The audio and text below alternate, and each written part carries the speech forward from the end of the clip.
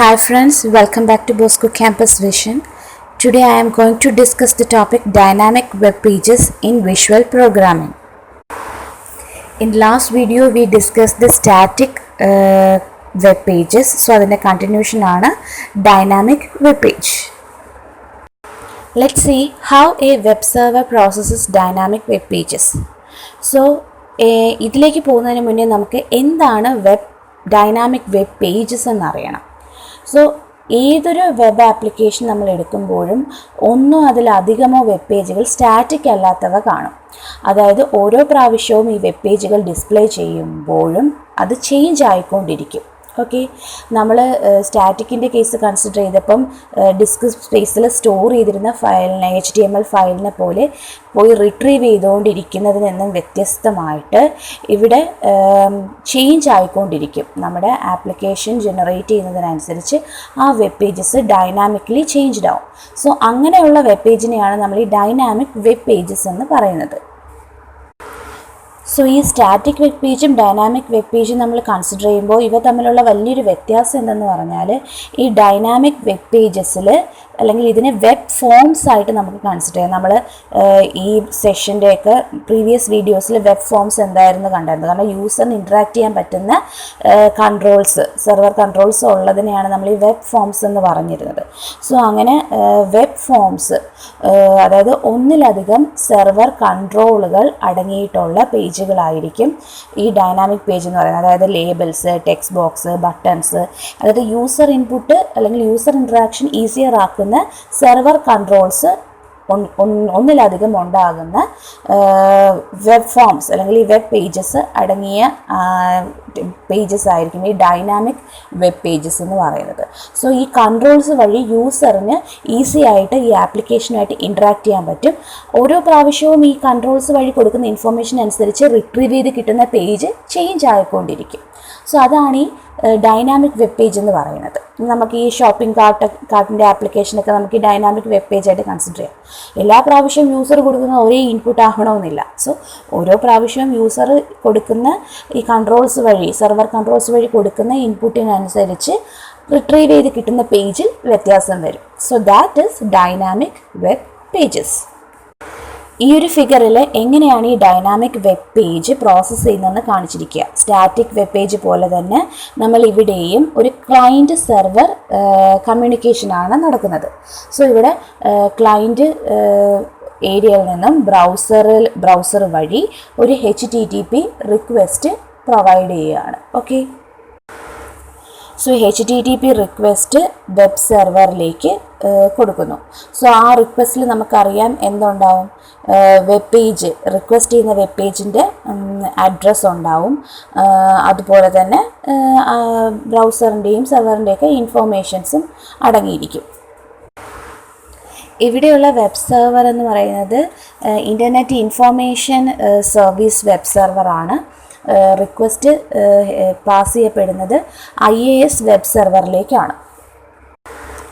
So ഈ IIS ഇവിടെ request receive ചെയ്യും. അതായത് HTTP റിക്വസ്റ്റിന് അതായത് IIS വെബ് സെർവർ റിക്വസ്റ്റിന് റിസീവ് ചെയ്യുകയാണ് ഇവിടെ. ഓക്കെ, സോ അങ്ങനെ റിസീവ് ചെയ്ത് കഴിഞ്ഞിട്ട് ഇവർ ഇതിന് ആപ്ലിക്കേഷൻ മാപ്പിംഗ് എന്നൊരു പറഞ്ഞൊരു പ്രോസസ്സ് വഴി കടന്നു പോകും. ഈ ആപ്ലിക്കേഷൻ മാപ്പിംഗ് എന്തിനാണെന്ന് വെച്ച് കഴിഞ്ഞാൽ this mapping indicates what program a file extension is associated with. ഏത് ഫയൽ എക്സ്റ്റൻഷനുമായിട്ടാണ് ഇത് അസോസിയേറ്റ് ചെയ്തിരിക്കുന്നത്, ഏത് പ്രോഗ്രാമാണ് ഇതുമായിട്ട് അസോസിയേറ്റ് ചെയ്തിരിക്കുന്നതെന്ന് നമുക്ക് കണ്ടുപിടിക്കാൻ വേണ്ടിയിട്ടാണ് ഈ ആപ്ലിക്കേഷൻ മാപ്പിംഗ്. അപ്പോൾ ഇവിടെ എക്സാമ്പിളിൽ ASP.NET എന്ന് പറഞ്ഞ ആപ്ലിക്കേഷൻ സെർവർ. സോ അത് പ്രൊവൈഡ് ചെയ്യുന്ന ഫയലെന്ന് പറയുന്നത് ASPX ആണ്, .ASPX. സോ അപ്പോൾ ഈ ആപ്ലിക്കേഷൻ മാപ്പിംഗ് വഴിയാണ് ഈ കറസ്പോണ്ടിങ് വെബ് ആപ്ലിക്കേഷൻ ഫയലിനെ നമ്മൾ കണ്ടുപിടിക്കുന്നത്. സോ ASP.NET ആയിട്ട് അസോസിയേറ്റ് ചെയ്തിരിക്കുന്ന ഫയൽ എന്ന് പറയുന്നത് ASPX ഫയലാണ്. അതുകൊണ്ട് തന്നെ ASP.NET ആപ്ലിക്കേഷൻ സെർവർ ഇതിനെ പ്രോസസ്സ് ചെയ്യുകയും കറസ്പോണ്ടിങ് പേജിന് റെസ്പോണ്ട് ചെയ്ത് അല്ലെങ്കിൽ റിക്വസ്റ്റിനനുസരിച്ചുള്ള റെസ്പോൺസ് കൊടുക്കുകയും ചെയ്യും. സോ ഇവിടെ ഒരു HTTP റിക്വസ്റ്റ് കൊടുത്തു, അതിൻ്റെ റെസ്പോൺസ് വെബ് ആപ്ലിക്കേഷൻ ഫോംസിലേക്ക് റിക്വസ്റ്റ് ഫോംസിലേക്ക് പാസ് ചെയ്ത് അവിടെ നിന്ന് റെസ്പോൺസ് ആപ്ലിക്കേഷൻ സെർവർ വഴി തിരിച്ച് വെബ് സെർവർ ബ്രൗസറിലേക്ക് എത്തിക്കുകയാണ് ചെയ്യുന്നത്. സോ ഇവിടെ നടക്കുന്ന ഈ പ്രോസസ്സ്, ഈ എൻറ്റയർ പ്രോസസ്സിന് നമുക്ക് റൗണ്ട് ട്രിപ്പ് എന്ന് പറയാം. അതായത് ബ്രൗസർ ഒരു വെബ് പേജിനെ റിക്വസ്റ്റ് ചെയ്യുന്നിടം തൊട്ട് അതിൻ്റെ റെസ്പോൺസ് അതല്ലെങ്കിൽ റെസ്പോണ്ടിങ് പേജ് തിരിച്ച് ബ്രൗസറിലേക്ക് എത്തുന്നവരെ, സെൻഡ് ബാക്ക് ചെയ്യുന്നത് വരെയുള്ള, ക്ലയൻറ്റിലേക്ക് സെൻഡ് ബാക്ക് ചെയ്യുന്നവരുള്ളൊരു പ്രോസസ്സിന് നമുക്ക് റൗണ്ട് ട്രിപ്പ് എന്ന് പറയാം. അതായത് യൂസർ ഒരു റിക്വസ്റ്റ് HTTP റിക്വസ്റ്റ് കൊടുക്കുന്നു. So that is posting back to the server. ഈ ഒരു പ്രോസസ്സിനെ പോസ്റ്റ് ബാക്ക് എന്ന് പറയാം. അതായത് HTTP റിക്വസ്റ്റ് ബ്രൗസർ സെർവറിലേക്ക് കൊടുക്കുകയാണ്. സോ അതിനെ പോസ്റ്റ് ബാക്ക് എന്ന് നമുക്ക് വിളിക്കാം. സോ അങ്ങനെ പോസ്റ്റ് ബാക്ക് എന്ന് പറഞ്ഞ പ്രോസസ്സിലൂടെ റിക്വസ്റ്റ് കൊടുക്കുകയും അതിൽ നിന്നും ഇപ്പോൾ ഫോർ എക്സാമ്പിൾ നമ്മുടെ ഓൺലൈൻ ആപ്ലിക്കേഷൻ, ഓൺലൈൻ ആയിട്ട് നമുക്ക് പ്രോഡക്റ്റ് പർച്ചേസ് ചെയ്യുന്നൊരു സൈറ്റിന് കൺസിഡർ ചെയ്യുകയാണെങ്കിൽ നമുക്ക് അതിൻ്റെ അകത്ത് ഡ്രോപ്പ് ഡൗൺ ലിസ്റ്റ് വഴി നമുക്ക് പ്രോഡക്റ്റിനെ സെലക്ട് ചെയ്യാവുന്നതാണ്. സോ അങ്ങനെ വരുമ്പോഴത്തേക്കും നമ്മളൊരു പോസ്റ്റ് ബാക്ക് സ്റ്റേജിലൂടെ റിക്വസ്റ്റ് കൊടുക്കുന്നു. ഡ്രോപ്പ് ഡൗൺ ലിസ്റ്റ് വഴിയും അല്ലെങ്കിൽ ആവശ്യമുള്ള പ്രോഡക്റ്റിനെ സെലക്ട് ചെയ്തിട്ട് ആഡ് ടു കാർട്ട് ബട്ടൺ വഴിയുമൊക്കെ നമ്മൾ അതിനെ ഏതാണ് വേണ്ടതെന്ന് സെലക്ട് ചെയ്യുകയാണ്. സോ അങ്ങനെ ഓർഡർ ചെയ്തിട്ട് നമുക്കിപ്പം ഒരു പ്രാവശ്യം ഓർഡർ ചെയ്തു, വീണ്ടും നമുക്ക് പുതിയ കാര്യങ്ങൾ അടുത്ത പ്രാവശ്യം വേറെ പലതായിരിക്കും നമ്മൾ ഓർഡർ ചെയ്യുന്നത്. സോ അടുത്ത പ്രാവശ്യം എൻ്റർ ചെയ്യുന്ന പേജ് വേറെ ആയിരിക്കും. സോ നമുക്ക് ഈ ഒരു പേജ് ഡൈനാമിക് ആയിട്ട് ഇങ്ങനെ ചേഞ്ച് ചെയ്തുകൊണ്ടിരിക്കും. സോ ഈ ഹോൾ പ്രോസസ്സിനെ നമ്മൾ റൗണ്ട് ട്രിപ്പ് എന്ന് വിളിക്കും. വൺസ് റിക്വസ്റ്റ് ചെയ്യുന്ന ആ ഒരു പ്രോസസ്സിനെ പോസ്റ്റ് ബാക്ക് എന്നും പറയുന്നു.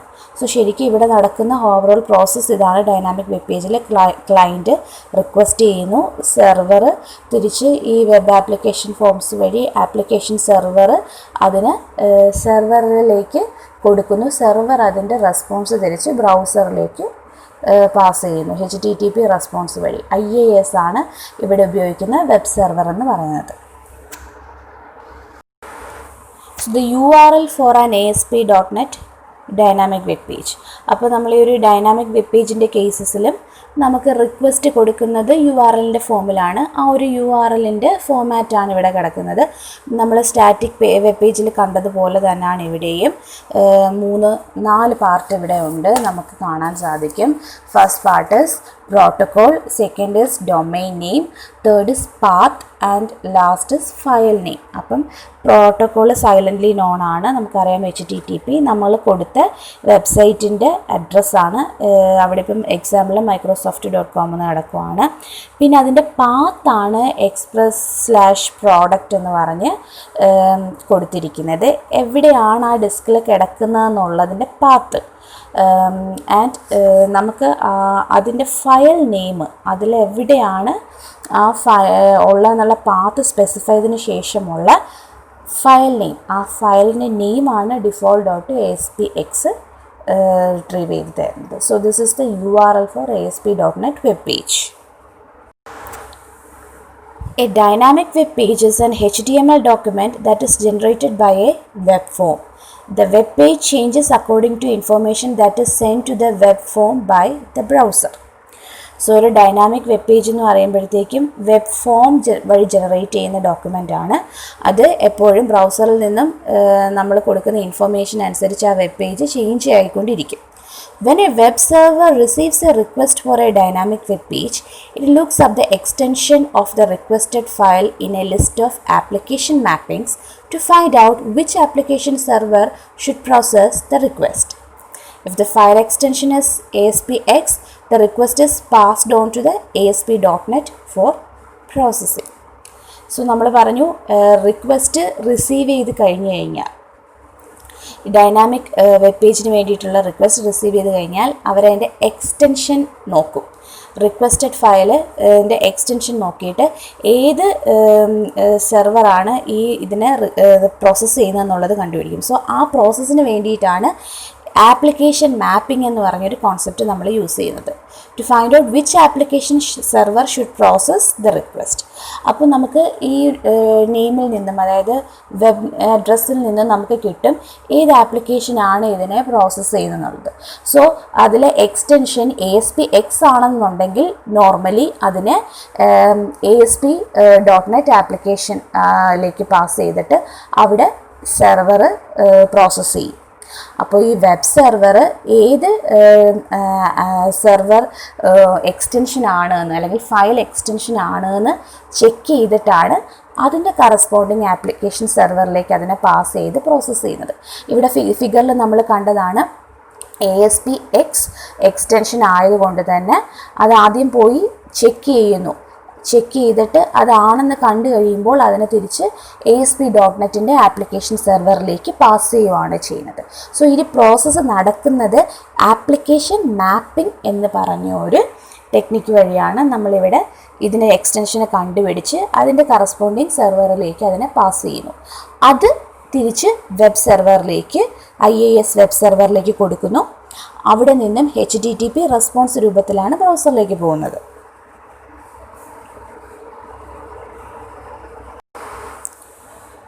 When the application server receives a request, it runs a specified web form. Then the web form generates an HTML document and returns it to the application server, which passes it back to the web server and from there to the browser. So extension നമ്മൾ identify ചെയ്ത് കഴിഞ്ഞിട്ട് അതിൻ്റെ corresponding web form generate ചെയ്യും. HTML document generate ചെയ്യുകയും application സെർവറിലേക്ക് ഇതിനെ pass ചെയ്യുകയും ചെയ്യുന്നു. അവിടെ നിന്നും നമ്മൾ പറഞ്ഞതുപോലെ ASP.NET ആപ്ലിക്കേഷൻ സെർവറിലേക്ക് ഇതിനെ പാസ് ചെയ്യുന്നു, വെബ് ഫോം ജനറേറ്റ് ചെയ്തിട്ട്. അവിടെ നിന്നും അത് IIS വെബ് സെർവറിലേക്ക് കൊടുക്കുന്നു. അവിടെ നിന്നും അത് ബ്രൗസറിലേക്ക് പോകുന്നു. So that is the way. The browser doesn't know or care whether the HTML was retrieved from a static HTML file or generated dynamically by a web form. ഒരിക്കലും ബ്രൗസർ, അതായത് നമ്മൾ ഒരു റിക്വസ്റ്റ് കൊടുക്കുമ്പോൾ ഒരിക്കലും അത് സ്റ്റാറ്റിക് പേജിൽ നിന്നാണോ dynamic web പേജിൽ നിന്നാണോ ഒന്നും വരുന്നതെന്നുള്ളതിനെ പറ്റി കൂടുതൽ ബോധറാവുന്നില്ല. So the browser simply displays the HTML that was returned as a result of the request. So നമ്മൾ കൊടുക്കുന്ന റിക്വസ്റ്റിനനുസരിച്ച് ബ്രൗസർ കിട്ടുന്ന ഇൻഫോർമേഷനെ നമുക്ക് ഡിസ്പ്ലേ ചെയ്യുന്നതെന്നുള്ളതല്ലാതെ ബ്രൗസർ ഡൈനാമിക് ആണോ സ്റ്റാറ്റിക് ആണോ എന്നുള്ള കാര്യങ്ങളെ പറ്റിയുള്ള ഡീറ്റെയിലിങ്ങിലേട്ടൊന്നും പോകുന്നില്ല. After the page is displayed, the user can interact with it using its controls. Some of those controls let the user post the page back to the server, which is called a postback. Then the page is processed again using the data the user entered. So ഇപ്പോൾ once ഇവിടെ page display ആയി കഴിഞ്ഞാൽ, നമ്മൾ റിക്വസ്റ്റൊക്കെ കൊടുത്ത് നമുക്ക് ആ dynamic page display ആയി കഴിഞ്ഞ് കഴിഞ്ഞാൽ, ഇപ്പോൾ നമ്മളൊരു ഓൺലൈൻ ഷോപ്പിംഗ് സൈറ്റിൻ്റെ റിക്വസ്റ്റൊക്കെ കൊടുത്ത് പേജ് വന്നു. അപ്പോൾ ഇത്രയും പ്രോസസ്സാണ് ഈ പറഞ്ഞ സ്റ്റേജിൽ നടക്കുന്നത്. വന്ന് കഴിഞ്ഞ് കഴിയുമ്പോൾ നമുക്ക് എന്താണ് അതുമായിട്ട് ഇൻട്രാക്ട് ചെയ്യുന്നത്. അതായത് എന്താ, നമ്മൾ ഒരു ഇൻഫോർമേഷൻ എന്താണോ വേണ്ടത് അതിനെ കൊടുക്കുന്നു, അത് നമുക്ക് തിരിച്ച് റിട്രീവ് ചെയ്ത് കിട്ടുന്നു. സോ ഈ ഒരു പ്രോസസ്സാണ് ഇവിടെ നടക്കുന്നത്.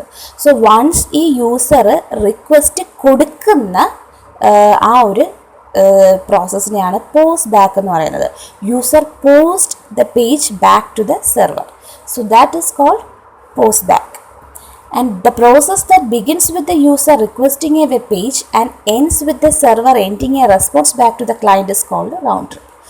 ഒരു യൂസർ റിക്വസ്റ്റ് വെബ് പേജിന് റിക്വസ്റ്റ് ചെയ്ത് സെർവർ തിരിച്ച് റെസ്പോൺസ് അല്ലെങ്കിൽ അതിന് ഔട്ട്പുട്ട് ക്ലയൻറ്റിന് കൊടുക്കുന്ന ആ ഒരു ഹോൾ പ്രോസസ്സിനെ നമുക്ക് റൗണ്ട് ട്രിപ്പ് എന്ന് വിളിക്കാം.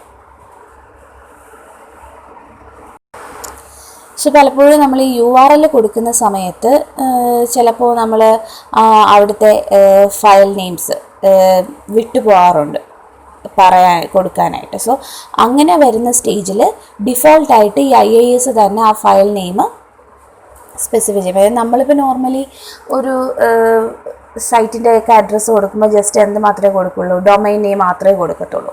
അങ്ങനെയുള്ള സാഹചര്യങ്ങളിൽ ഡിഫോൾട്ടായിട്ട് ഇവർ ഫയൽ നെയിമിനെ കൺസിഡർ ചെയ്യുകയാണ് ചെയ്യുന്നത്. അങ്ങനെ വരുന്ന സ്റ്റേജസിലെടുക്കുന്ന ചില ഫയൽ നെയിമിന് എക്സാമ്പിൾസ് ആണ് default.htm, default.asp, index.htm, IIS start.asp. ഇങ്ങനെയുള്ള ചില ഫയൽ നെയിംസ് ഡിഫോൾട്ടായിട്ട് നമ്മൾ യൂസ് ചെയ്യാറുണ്ട്.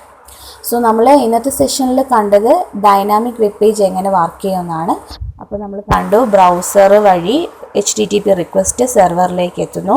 അവിടെ നിന്നും ആ ഫയലിൻ്റെ എക്സ്റ്റൻഷൻ ഏതാണെന്ന് കണ്ടുപിടിക്കും. സോ അതിന് വേണ്ടിയിട്ട് വെബ് ആപ്ലിക്കേഷൻ ഫോംസിൽ പോയി ജനറേറ്റ് ചെയ്ത് ഏത് ഫയൽ എക്സ്റ്റൻഷനാണെന്ന് കണ്ടിട്ട് അതിൻ്റെ സെർവർ ആപ്ലിക്കേഷനിലേക്ക് റീഡയറക്റ്റ് ചെയ്യും. സോ ഇവിടെ .ASPX ആയതുകൊണ്ട് തന്നെ ASP.NET ആപ്ലിക്കേഷൻ സെർവറിലേക്ക് ഇതിനെ റീഡയറക്റ്റ് ചെയ്യുകയും അവിടെ നിന്നും അത് വെബ് സെർവറിലേക്ക് പാസ് ചെയ്യുകയും റിട്ടേൺ ചെയ്യുകയും എന്നിട്ടത് റെസ്പോൺസ് ആയിട്ട് ബ്രൗസറിലേക്ക് HTTP റെസ്പോൺസ് ആയിട്ട് ബ്രൗസറിലേക്ക് എത്തി. ഇങ്ങനെയാണ് ഇവിടുത്തെ ഒരു ഡൈനാമിക് വെബ് പേജിൻ്റെ വർക്കിംഗ് നമ്മൾ കണ്ടത്. So this is all about working of dynamic web page. Assignment question: how a web server processes dynamic web pages, explained with the help of a diagram. I hope that all of you understand this section. So thank you for watching Bosco Campus Vision. Bye.